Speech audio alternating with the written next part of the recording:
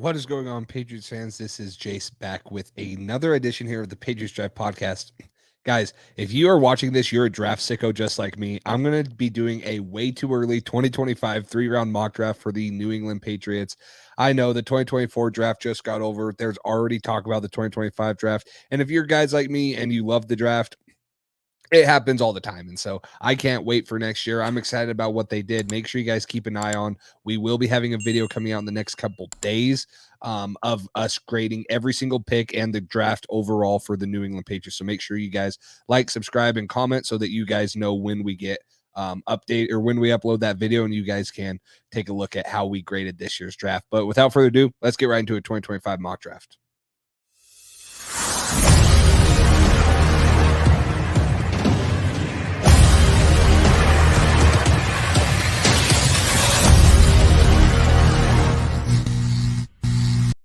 Thank you to our sponsor, Underdog Fantasy. Underdog is the easiest place to play fantasy sports. With Underdog, you have a chance to 20 times your money in a single night. You just have to choose higher or lower for whatever player stats you want, and you have a chance to win big. Pick anywhere from 2 to 5 players by downloading their app or going to UnderdogFantasy.com. And now with their pick'em insurance, you don't even have to hit on all your picks to win the money. So what are you waiting for? Make sure you use code PATCHDRIVE today for your first deposit matched up to $100. All right, everybody. So like I said, if you guys are clicked on this video, give yourself a round of applause first off. We're like 362 days away from the 2025 NFL draft. You're a draft sicko like me. You love the NFL draft. So I'm going to be talking about, and one, guys, this is so far away, and I put the Patriots at the 7th pick. I think that's worst case scenario. I think they're a 6 to 7 win team, and they're probably picking close to the 10th pick. So I put them here. I'm mostly going to talk about what I think the Patriots could be looking at addressing in next year's draft class, unless obviously they sign someone in free agency or things pan out with these rookies they took.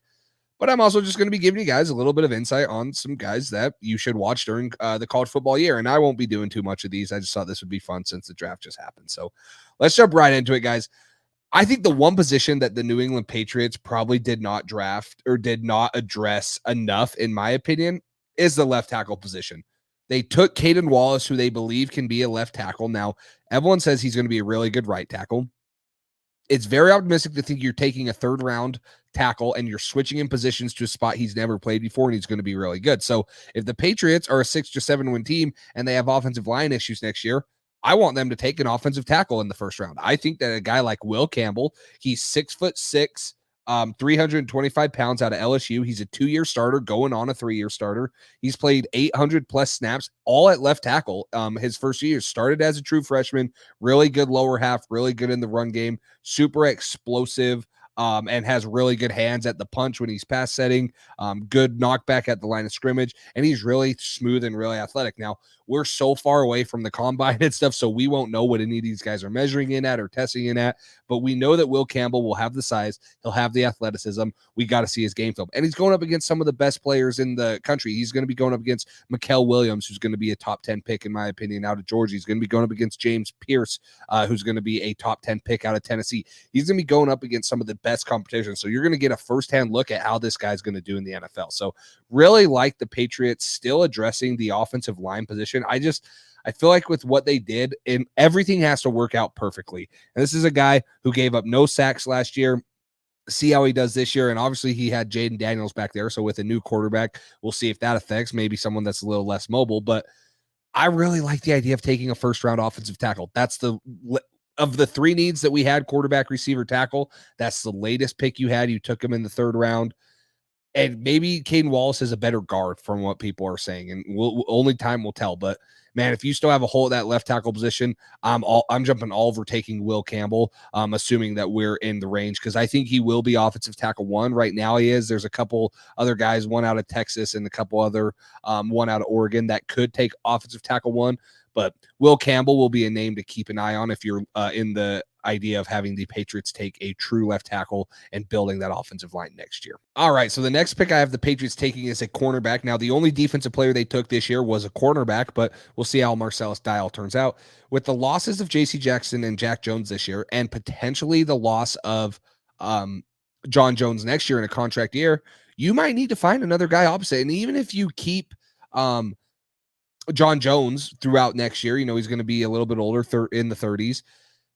Maybe he's a better slot corner. So I like taking Denzel Burke out of Ohio State University, I should say. 6'1", 190-pound corner. This is a guy who had 7 PBUs last year. He's played a ton of snaps. He's been at Ohio State since 2021, so he's going to be a 4-year starter for Ohio State. He only allowed 1 touchdown last year, had 1 interception. Really good, solid man corner for the Ohio State Buckeyes. So I wouldn't mind them taking him there. He's never allowed over 60% completion percentage in his college career. He had only 2 penalties this year, so not a super grabby guy. He has really good technique. And he was a guy that some people thought maybe would have came out this year. He's really smooth in his back pedal, good feet. And he'll show the speed that he can run. Now, again, so far away from the combine, he might run a 4.3, he might run a 4.4, and obviously we'll see his game film. But this is a guy that a lot of people thought maybe could have came out of the draft this year and been second or third round pick, and I still haven't been an early second round pick here, but I think addressing the cornerback room, obviously Christian Gonzalez will come back this year, and you have Marcus Jones, but other than that, you're pretty thin unless some of these UDFAs or the guys that you've drafted in the later rounds start panning out, like Alex Austin, Marcellus Dial, a couple of those other ones that we took the last couple of years. So that would be my probably number 1 need at the defensive side of the ball. You can always take an edge rusher there, obviously, depending on if Uche leaves or Judon, but we'll see how they play this year and if they're going to sign. I think that Judon is probably going to stay from what it sounds like. He wants to be here, and I don't see why the Patriots wouldn't want to get a contract done with him. So final position here, we double dipped at receiver this year, and I actually feel comfortable.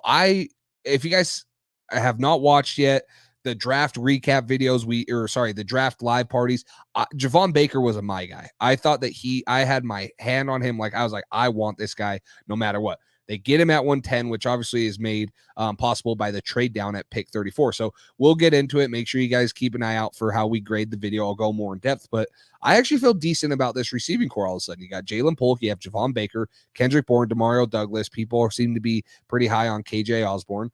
I think that's pretty good. But if you want to continue to add more talent in this room, Torrey Horton was another guy like Denzel Burke that could have came out this year. A lot of people were like, ooh, man, he could be a really good college player if he stays 1 more year, or he could be probably a day 2, maybe early day 3 pick if he goes to the draft. 6'2", 190 pounds. This is a guy out of Colorado State who had 1,100 plus receiving yards for them this year. Really productive. I believe he was the Mountain West Player of the Year. Little bit more of a bigger body. He had 8 touchdowns, averaged 11.9 yards per reception.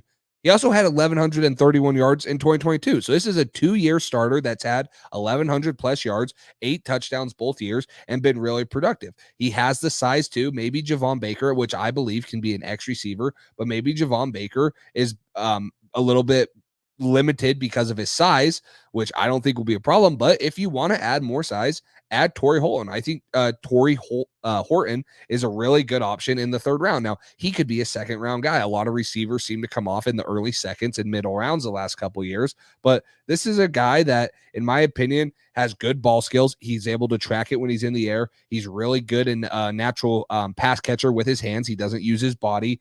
Really dangerous in the open field. He actually was like top 10 in the country, I believe. Let me pull up the stat. I have it right here. He was top 10 in the country in yards after the catch last season. So we'll see. Hopefully he can improve on that. But he had like 700 plus yards after the catch last year. So he's dynamic with the ball in his hands, and he's 6'2". So adds a little bit more size to the room, adds a little bit more speed. I think he'll be a good down the field threat. Now, Jalen Polk and Javon Baker are good down the field threats, but they both ran in the 4.5. So yeah, if you're a really good route runner, you can get open still, but we'll see how that goes. So I am crazy for doing this. I mean, we were live for over 12 hours of the draft covering it live on this channel. So I can't believe I'm doing another mock draft already. But man, I love the freaking NFL draft. And I'm excited for next year. So make sure you guys let me know down below your thoughts on maybe these players or other players you already have your eye on. I know it's so early and this is probably so pointless for some of you and most of you, honestly. But let me know maybe spots that you think the Patriots should look to, whether it's edge, whether it's running back,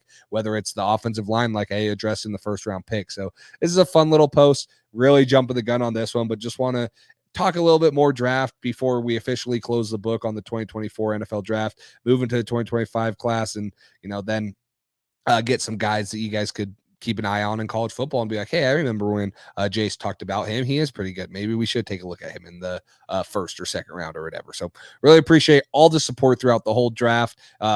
Tons of live viewers coming in, tons of support. Again, make sure you guys keep an eye out for the video we will be dropping in the upcoming days where we will be grading every single draft pick for the New England Patriots. So really appreciate it, guys. And until next time, talk to you later.